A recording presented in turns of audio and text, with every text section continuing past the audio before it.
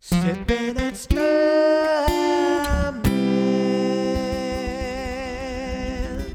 Whoa, whoo, yeah. Howdy, sippers. What's up, strummers? It's Brad back. Episode 12. Sippin' and Strummin'. Hope you all are well. We're in one now, huh? It is hot. I woke up this morning, it was 84 degrees on my thermostat in this apartment. It gets hot up here. I've never lived in a place with central air conditioning or heating, though. Even my parents' house growing up and stuff, it was just window units in the bedroom. Pioneer style. Builds character, though, right? I don't know if Cornell thinks so. The snake over there. I got at this time of year. I got a rechargeable little mini fan on him, clipped on the top of his cage. It's blowing his little decorations around. I got a ice block that you put in bourbon and stuff like that above his water bowl. You probably might be able to hear it at some points during this. Is bloop, just dripping cold water into his bowl. Sorry, I'm out of breath. Was just running around a little bit. Sometimes he just goes in that bowl and just sits in there. I'll just find him in there. Or he's under it. He sits under it too. But hey man, we're just trying to make it through. What else? Oh, I'm sipping a delicious Arnold Palmer. Out of a big ass Crew of Bacchus Mardi Gras cup. Look at it, to my head for scale. That I caught at one of the Mardi Gras I went to. I don't remember which one. I got to work in a little bit, and also I've been, honestly, I got some notes written down here, but I'm not sure how it'll go. But I haven't been feeling great lately. I haven't been on Instagram, which was a huge change because I would just sit for hours, like probably lots of us do, and scroll and then just feel terrible mentally, emotionally about myself. So I've posted a little bit. I've posted a couple things, links to the podcast and some things, but I haven't scrolled in 3 weeks, maybe a month or whatever. And I feel good about that, but it's kind of like a couple of things. One, it's kind of like I smoked cigarettes for 15 and a half years. And I remember when I quit that, one of the hardest things is an emotional crutch or time killer or something. I remember sitting with you put in a DVD or something. This was back when Blockbuster was a thing when I quit smoking, I think. And I remember thinking, how am I going to enjoy this without cigarettes? Or like, how am I going to pass the time? Like if you're sitting on the porch or sitting on the deck or waiting to go to work, how am I going to pass the time without this activity? Was probably the biggest obstacle, and it's kind of the same with Instagram. I'll get an iced tea or I'll get something, and I'll go to sit on the deck. I have a beautiful back deck out there, and lots of greens and flowers in the yards and things like that. And I'll sit there. The phone will be inside, and that thing will be pulling me. What am I just gonna sit here? How am I gonna pass this time? That's not as bad anymore after the first week or so.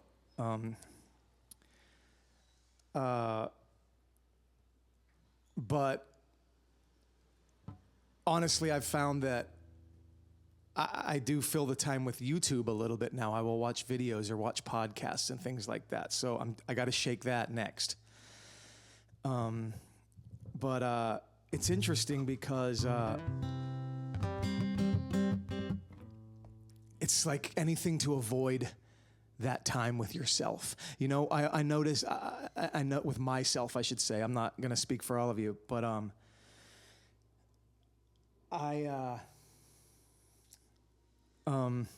let's see. I used to play the guitar a lot. I haven't had any passion for that lately. And that's a little concerning to me because usually I could lean on that. You know, my life would be, it wouldn't make just working, just living a life of just working be so bad because I always had, you know, the guitar. I'd love to come home and play. I remember when I used to be at work and just think about coming home to play guitar and like thinking about my fingers on the fretboard and like how that would sound and like if I, you know, and I don't, that's not in my mind anymore. I'll sit up and mindlessly strum sometimes, like this kind of stuff, but I haven't had much passion or desire for playing lately in the past 3 months or 4 months. I've gone through stretches where I haven't had any desire to write songs or write music for a while, and that was never really concerning to me. Not wanting to, like looking at the guitar and seeing it on its stand and not wanting to touch it for weeks, that's never really happened, so that's kind of concerning. One thing I was gonna say is that I noticed about when I got off of Instagram is that the thoughts and the voices and maybe the issues that I had with myself start to come out and they like kind of creep up a little bit and they go, hey, you remember this frightening character trait or thought process that you do? Like it's back again. It's not being numbed. So what I would do is on days off and stuff, I would also drink needlessly, hence the Arnold Palmer today. Although today's not a day off, I have to go to work, but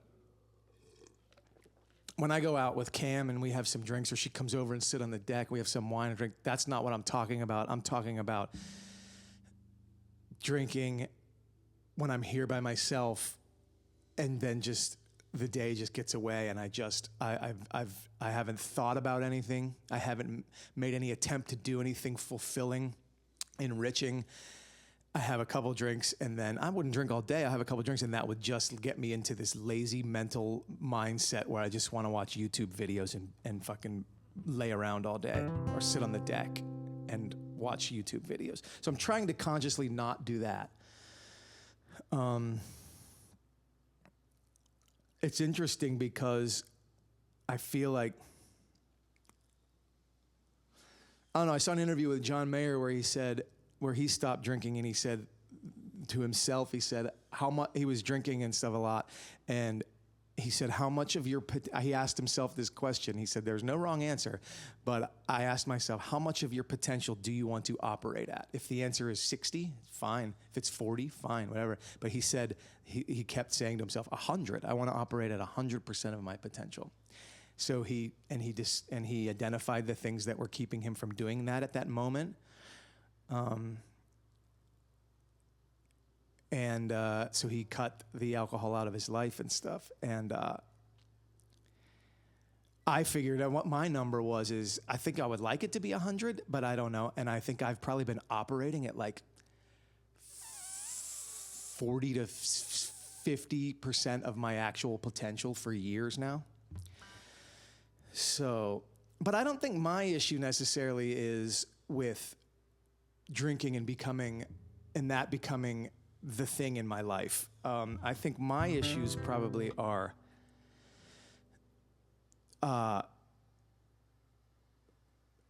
emotional, maybe issues. Is that the word? Psychological issues.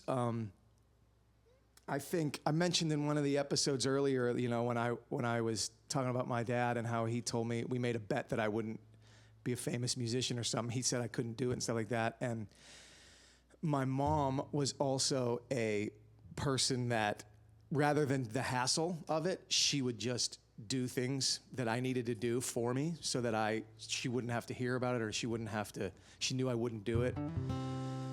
I remember when to graduate high school, we had to write a 40-page paper in English class comparing and contrasting two philosophers. You were assigned the philosophers. And she knew I wouldn't do it, so she did it. And she was right, I wouldn't have done it. There's no way I would have done it back then. So those two kind of things, coupled with my probably already very, my mom said she couldn't even punish me when I was a kid because whatever she took away, I would just find something else to do. If she took away something else, I would find something else, play with a fucking rubber band or something. Like if she sent me to my room, I would be fine up in there. She was frustrated because she never could punish me. So it's probably like a perfect storm of like underachieving in me. I also do not blame them. I think I tried to make that clear in that one episode where I talked about that, but I also think I kicked myself afterwards because having watched it, I didn't make that clear. That episode's called The Blame Game. It's back a few episodes ago. I certainly know and understand and believe that once you identify those issues in yourself, they're dead and done, and it's up to you to move on and do the work you need to do to get past those. And that's a fact to me. And there's nothing more pathetic than a grown person blaming their parents for what they do in their life right now. But I definitely always just had a fear of putting myself out there, of rejection and failure, and also a built-in kind of, I mean, I am so unbelievably critical, hypercritical, and the voice in my head, if I were to write that out or say that to another human being in the world, you would be like, what the fuck is wrong with you? There's a lot of probably sabotage and loathing in there.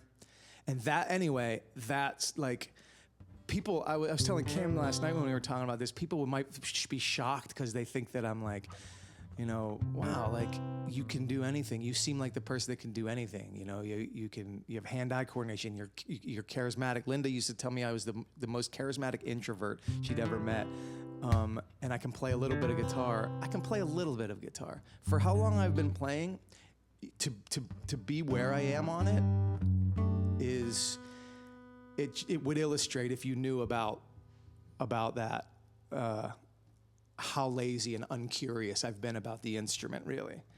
I'll learn like a couple forms of C, and I'll be like, that's good. And I'll play those couple forms of C major for 15 years, and not really, and I explore like, well, what if you move this root up here and put the 7 on top and did that? And like, I've never been curious about it. I've gotten enough to write a few songs and express myself, and kind of just and ridden that for a long time. So, when I quit the social media, when I quit the Instagram scrolling all day, this kind of stuff, the time has allowed me now for this stuff to come up and be like, oh, and now just working is my life. Not that I hate working. I like the people I work with, and I love the job, and I make a fine living for a guy with no family and stuff. And I can take any time I want off and do whatever I want. But always the idea of just working and doing nothing else, doing no music or doing anything else, was like so scary to me. And now I think I find myself with my lack of drive to pick up the guitar in that situation of like, oh, you're just working and you're not writing or playing any guitar anymore, the thing that you always were afraid of. And that's coming out a lot. So there's nothing wrong, Cam told me last night, there's nothing wrong with wanting to just play a little guitar here and there and work and just not be the best at something or devote your whole life to it and all that stuff. And I agree 100%. But the fact is that I do have aspirations of having a band. It is probably not that difficult for me to have a small little band up. I could get up and play open stages with my original songs anytime I want to. I don't desire to do that anymore. I desire to collaborate with people and make some very interesting instrumentation and harmonic music and things like that. And I could, but the thought of going out to the places where you need to meet those people, at I don't say at my age, but like, I put 3 closes together at the restaurant now, and the 4th day when I'm off, I'm fucking tired and my legs hurt and stuff. And the thought of going out to places where I need to go see live music to meet people, it just exhausts me to think about it. But I was going to say, when she said that, I agree, there is nothing wrong with that. But I do have desire still to put music up in front of people and to satisfy some sort of part of me, that wants to express like that and share that with people and hopefully get feedback on that, So anyway, that's where I am. Just a little bit down, melancholic lately, I guess. was reminded, I thought of this song I wrote a little bit ago. It goes, I woke up in yesterday's clothes. I had a dream, what it means only yesterday knows. Sun through the shades, I thought I had it made. It's a shame I don't get to choose. So I lace up yesterday's blues. I hit the ground, I run around the same old town. The same old secrets make the same old sounds. Streets to roam, streets that lead home. No matter which way I choose, I'll find yesterday's blues. And I can't let go. I can't let go. Oh, so I'll just let it show. Because I can't let it go.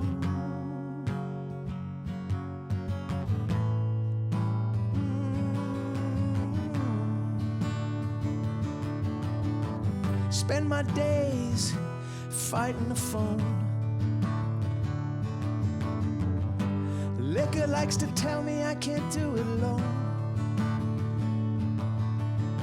So I seethe, it's hard to breathe, it's easier to believe.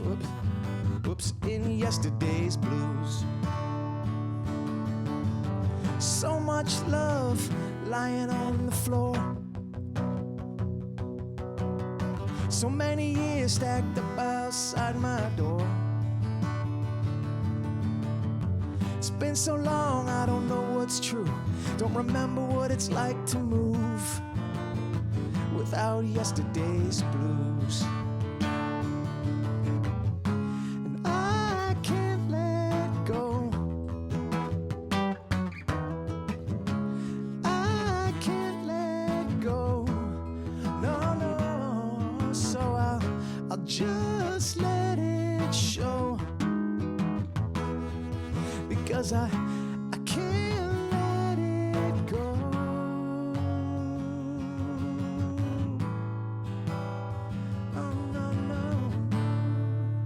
Then there's a bridge and stuff after that I'm not in love with, that I have to work on and stuff, and a last verse that's not that great, but that's what I think the blues, that's kind of the weight that I was thinking about when I wrote that song, is having aspirations but being paralytic, being too paralyzed by emotional things and intellectual and things, and quite frankly not having the wherewithal, the will to bust out of that shit. I'm laying in the bed I made, but it's all good. Brother's gonna work it out. Hey, listen, that's all. I just wanted to check in and share a couple of those thoughts with you. I hope you're all well. Love you. I'll talk to you soon. Bye.